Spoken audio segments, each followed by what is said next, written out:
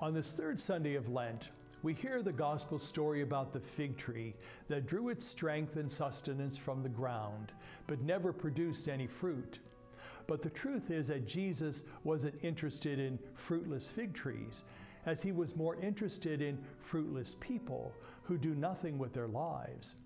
In Jesus' value system, doing nothing was wrong.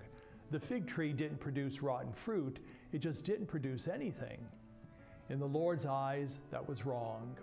It was wrong to not give, it was wrong to not care, it was wrong to not help. Also, doing nothing is wasteful. The owner of the fig tree in the gospel wanted his tree cut down because it was wasting the soil of the earth.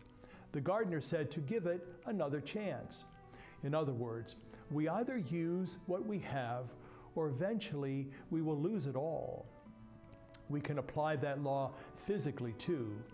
Bind your arm close to your side and don't use it for 6 months. Eventually unwrap it, and you won't be able to use it as you need to. That law applies domestically too.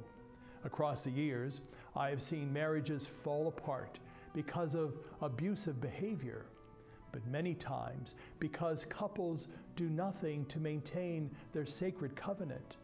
They no longer say please or thank you. They drop common courtesies and no longer celebrate birthdays or anniversaries.